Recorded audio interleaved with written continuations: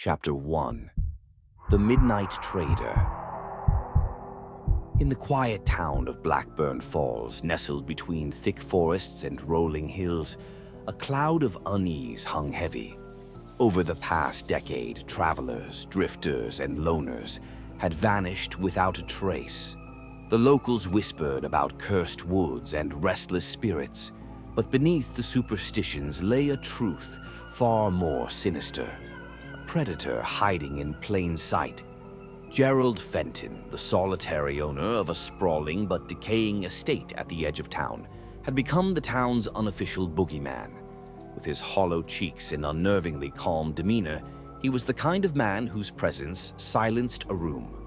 Though no one could prove it, Gerald had long been suspected of something dark, but no one could fathom the depths of his depravity. Chapter 2. The Vanishing Act. Gerald didn't just take people, he studied them. His targets were carefully chosen, those who had slipped through society's cracks. Sarah, a 21-year-old hitchhiker running from an abusive partner, had been his most recent acquisition. A kind smile and a warm meal had disarmed her, luring her into Gerald's dilapidated mansion. She never saw the syringe coming. When Sarah woke, she was shackled in a damp, windowless cell. The air was thick with mildew and despair. She wasn't alone. Javier, a wiry man in his 40s, whispered to her from the adjacent cell. His voice was hoarse from screaming, and his eyes, visible through a gap in the wall, carried the weight of countless failed escape attempts. "They take us in batches," Javier warned. "When the truck comes, it's over." In another cell was Elena, a mother of two who had disappeared while walking to her night shift. She clutched a locket, her lips moving in silent prayers for her children. Sarah listened, her hope dwindling with every passing hour. Chapter 3. The Market of Shadows. Gerald's estate was more than a prison, it was a processing center for human lives. The tunnels beneath the mansion were remnants of a bootlegging operation from the 1920s, now repurposed for trafficking. Each cell was marked with a crude number, and the walls were etched with desperate scratches from previous captives, tallying days or years. When the truck came, Gerald would inspect the captives, ensuring they were market-ready. The Market of Shadows, an international syndicate, paid top dollar for what Gerald provided. The organization specialized in horrors too grotesque to imagine, and Gerald was their most reliable supplier. To him, these people weren't human. They were commodities, numbers on a ledger. Chapter 4. The Town's Blind Eye. Gerald's charm was his most potent weapon. To the townsfolk, he was polite, helpful, even generous. He donated to local causes, repaired broken fences, and once even paid for a neighbor's medical bills. People believed what they wanted to believe, that Gerald was simply misunderstood, a lonely man trying to fit in. Only one person didn't buy it: Detective Eleanor Hart. Chapter 5. A Detective's Obsession. Eleanor Hart had been hunting the truth for years. Her brother, a traveling journalist, had vanished while investigating the disappearances. Blackburn Falls was his last known location. Eleanor's investigation was methodical.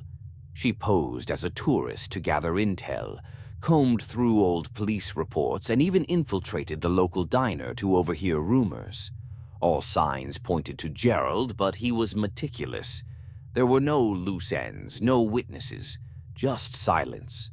Then, one cold October night, Eleanor witnessed the truck. Chapter 6. The Hidden Horrors. Eleanor infiltrated the mansion using a side entrance Gerald rarely checked. The air inside was heavy with decay, and every creak of the floorboards set her nerves on edge. She descended into the tunnels where the true extent of Gerald's operation revealed itself. The cells were a living nightmare. Eleanor found Sarah, trembling but alive, and promised to return. In another corner, a room filled with personal belongings, shoes, wallets, photographs, told stories of countless others who hadn't been so lucky. But it was the ledger that solidified the horror. Every name, every transaction was meticulously recorded. Eleanor took photographs of the evidence, her heart pounding as she realized the international scope of the operation. Chapter 7. The Chase. Gerald wasn't as unaware as she'd hoped. A hidden camera in the tunnels alerted him to her presence. The moment Eleanor heard the metallic clang of a door locking behind her, she knew she had been discovered. The chase through the tunnels was a deadly dance. Gerald, armed with a hunting knife, stalked her with a predator's precision. Eleanor used the environment to her advantage, leading him into a section of the tunnels marked with structural weaknesses. In a desperate move, she triggered a collapse. The ground shook, and Gerald disappeared beneath a cascade of debris. Chapter 8. Escape and Revelation. Eleanor escaped with Sarah and the evidence. She alerted the authorities, and within hours the mansion was swarmed with police. The story broke nationally, and the market of shadows began to unravel under global pressure. Survivors like Sarah and Javier were celebrated as heroes for their bravery, their testimonies sparking outrage and action. But Gerald's body was never recovered. Chapter 9. The Letter. Months later, Sarah began rebuilding her life. She moved to a new city, started therapy, and even reconnected with her estranged family. For a while, she almost felt safe. One night, she returned home to find her door slightly ajar. On her dining table sat an envelope, the same type Gerald had used for his ledgers. Inside was a photograph. Not a Polaroid, but an old, faded image of her taken during her childhood, the kind only her family would have owned. On the back, scrawled in trembling handwriting, were the words, "I've always been watching." The lights flickered, and Sarah realized with dawning horror that someone else was in the house.